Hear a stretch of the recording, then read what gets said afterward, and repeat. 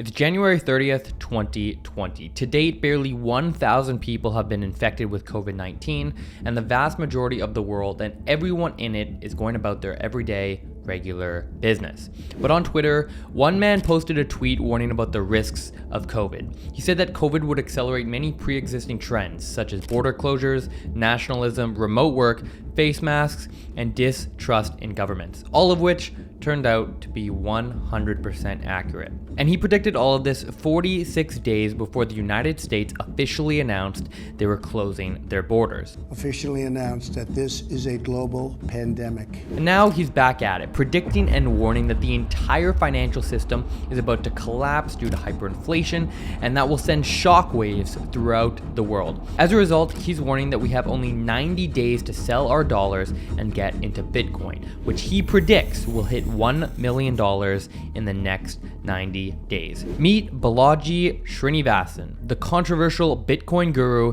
that thinks the United States is about to collapse. Balaji has almost 1 million Twitter followers, has had multiple 9-figure exits that has built him a net worth of $150 million. But on top of that, he is also incredibly well educated and well spoken. Born in 1980 in Plainview, New York, Balaji received a Bachelor of Science, a Master of Science, and PhD degrees in electrical engineering, and a Master of Science in chemical engineering, all from Stanford. He would go on to co-found a genetic testing company called Council in 2007, which would be acquired in 2018 for $375 million. In 2013, he joined the infamous venture capital firm Andreessen Horowitz as a general partner, while also co-founding another company, which would eventually be acquired by Coinbase, when Balaji would become Coinbase's first CTO until he left in 2019. All that to say, Balaji is not one to waste his time and is already incredibly accomplished at just 42 years old. And unlike many successful entrepreneurs, Balaji's area of expertise isn't limited to one field. Having been interviewed on some of the world's largest podcasts, he recorded an incredible 8-hour podcast with Lex Fridman where they discuss government, building a network state, longevity, censorship, AI, VR, and of course, cryptocurrency. Cryptocurrency is perhaps what Balaji is best known for, being a strong advocate and believer in not just crypto, but how crypto can fit into what he says is going to be a future that looks much different than the present. He first started publicly discussing Bitcoin and network states several years ago, but has recently garnered massive attention surrounding his Bitcoin bet. What's the bet? Balaji publicly bet $1 million of his own money that Bitcoin is going to hit $1 million per coin in 90 days. With Bitcoin sitting at just under $30,000, that would be an increase of over 3,000%. Understandably, the bet on face value sounds absolutely ridiculous. We've never seen Bitcoin go on such a run in such a short amount of time, and he sounds just like another Bitcoin maximalist that thinks the sky is falling.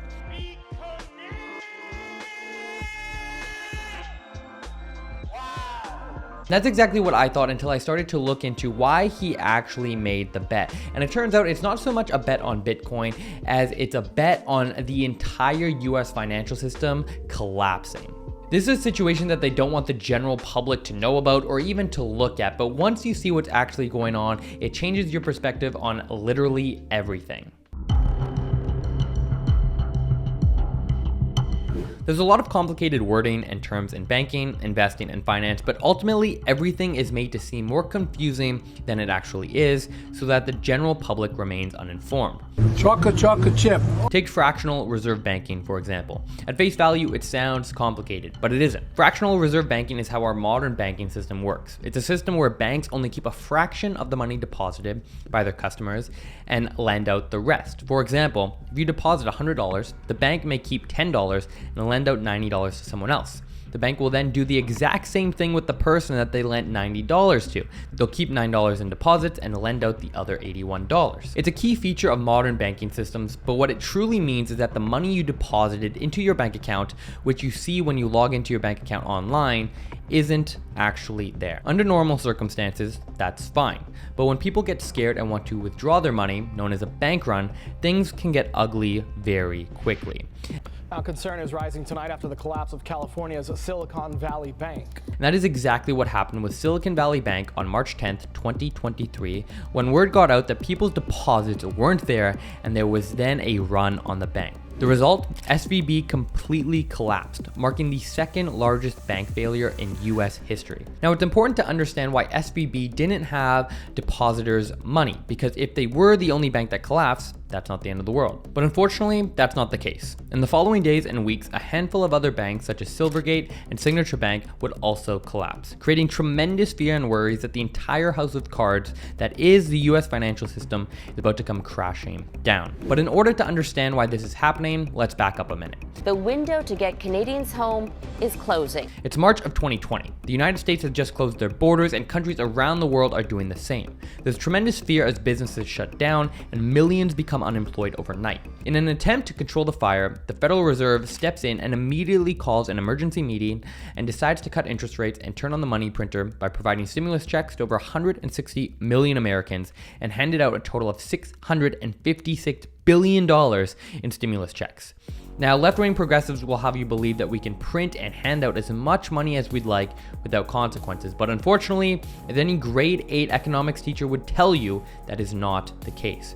As a result of this economic stimulus, beginning in 2021, inflation began rising for the first time in decades, going on to hit a record high of 9.1% in June of 2022. Now, the only thing you need to know about inflation is that it erodes your purchasing power over time. The reason your grandparents could buy a chocolate bar with a quarter and you can't buy anything with a quarter today is, of course, because of inflation. But let's stay on track here. How does all of this money printing and inflation connect with the ongoing banking crisis? And how does it connect to Bitcoin and Balaji's bet of Bitcoin hitting $1 million in the next 90 days? You see, when the Federal Reserve began printing tons of money, banks began to see a huge influx in deposits.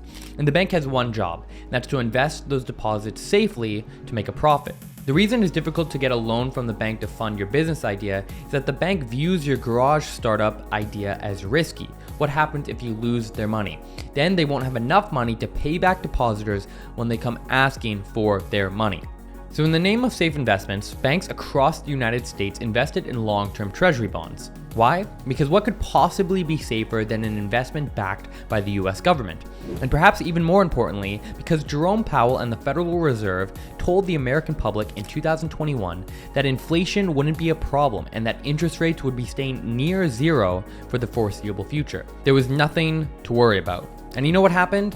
They lied. They lied to you, they lied to the American public, and they lied to the banks. When the Federal Reserve realized inflation was getting out of control, they began hiking rates. They began tightening their monetary policy, and that sent the price of the bonds that banks invested in crashing down. And we're not just talking about a 2 to 3% loss here. We're talking about losses that make the 2007-2008 financial crisis look like a joke. Take a look at this graph that shows that losses are already approaching $750 billion. It's for that exact reason that people ran to Silicon Valley Bank to take out their money when word of this got out. Listen, if this only happened to SVB, it would be the bank's problem. But when this happens to multiple banks, you have a central bank problem, and that is exactly what's happening. The overall result of all of this is that banks are sitting on $1.7 trillion in unrealized losses, and that the money you currently see in your bank account isn't actually there. And we're not just talking about your typical fractional reserve banking situation. The money literally doesn't exist, and in order for it to be there, the Fed is going to need to print trillions of dollars to back depositors. And they might only back depositors up to $250,000. And if we saw record high inflation with the money printing that took place during COVID, printing sums of money far exceeding what was printed in 2020 creates a tremendous risk of hyperinflation. Inflation so great that your purchasing power can be eroded almost overnight. And if that sounds scary, it's because it is. But fortunately, that's where Bitcoin just might come in. You do not sell your Bitcoin. There's a famous saying that sometimes for decades, nothing happens, but then sometimes there's weeks where decades happen. Unfortunately, that is the nature of hyperinflation. Everything can seem completely fine until it isn't, and it's a difficult situation to understand or even prepare for because humans aren't good at thinking in exponential terms. Take Germany in 1922 and 1923. After World War I, the government began printing large amounts of currency to meet its financial obligations, leading to a rapid depreciation of the German mark.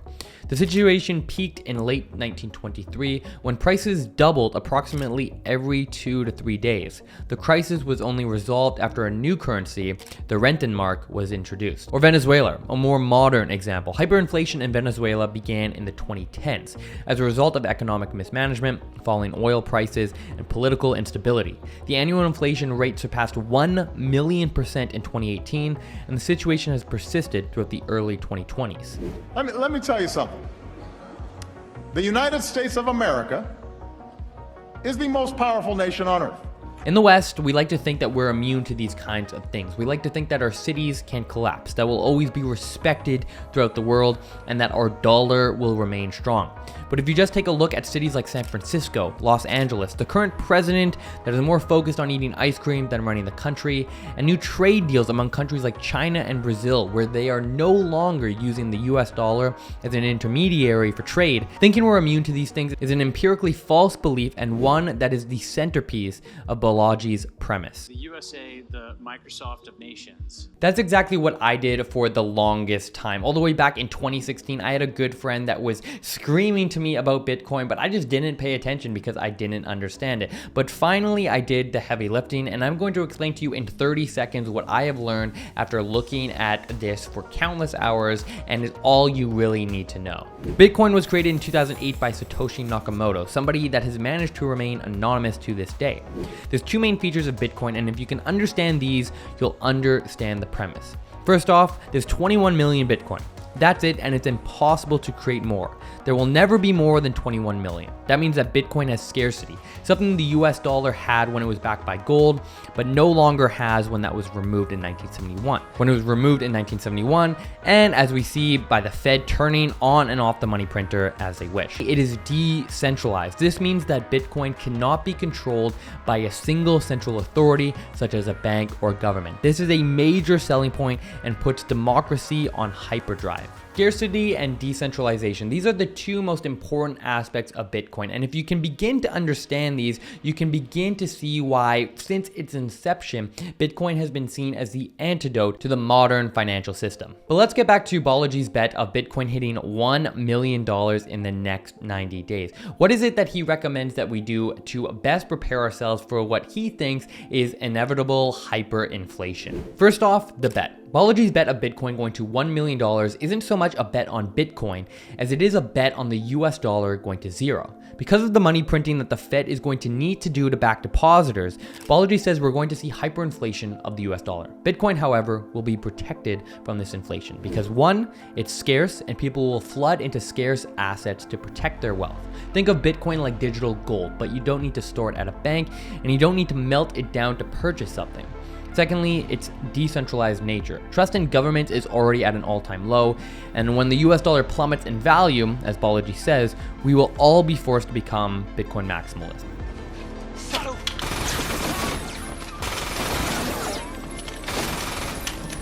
Now, the wildest part of Balaji's bet is that he thinks Bitcoin is going to hit $1 million in just 90 days, which would make it June 15th, 2023. So mark that down in your calendars. I have spent dozens, if not hundreds of hours at this point, listening to tons of podcast interviews with him, breaking down what he has said on his Twitter, and it would seem that online there is somewhat of an emerging consensus towards what Balaji is saying. Many people think that Balaji is 100% correct in his prediction, that Bitcoin will eventually hit $1 million.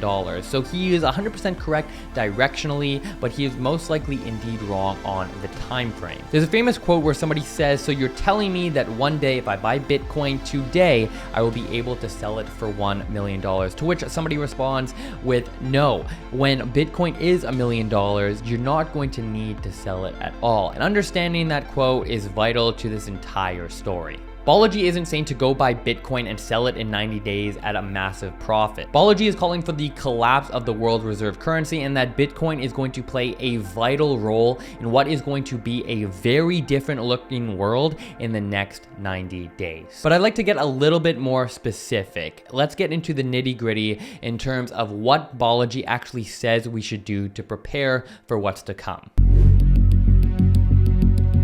Balaji has outlined in several podcasts the 4 possible things we could do, going from the absolutely worst to the best option. The first thing you can do would be the absolute worst, and that is essentially to do nothing. Hold fiat, hold US dollars, and don't do anything. That is no good. The second thing you can do, which is essentially just as bad as the first, is to hold US Treasuries. Okay, so you know that we shouldn't hold cash, but for those that want to protect their wealth and best prepare for what's to come, what should we do? The good choice or option, according to Balaji, is to get into Bitcoin and to get off the exchanges. Yes, there's a lot of other cryptocurrencies out there, but in this situation, Bitcoin, as Balaji says, is the lifeboat. During times of peace, there's a case for Ethereum, but during times of war, you want Bitcoin. An important note is that Balaji says you need to get your coins off the exchanges. If you want to understand why, just look at FTX, the ongoing crackdown with Coinbase, Binance, and other exchanges. So that is a good option, but what is the best thing to do? If you buy his premise, how can we best prepare for what is to come? Balaji says that you need to do three things. You need to get into Bitcoin, you need to get your coins off the exchanges, and you need to get into a crypto-friendly jurisdiction. In the US, that's going to be Texas and Florida. Outside of the US, that's going to be the UAE, that's going to be Singapore, and it's going to be El Salvador, where Bitcoin is now legal tender.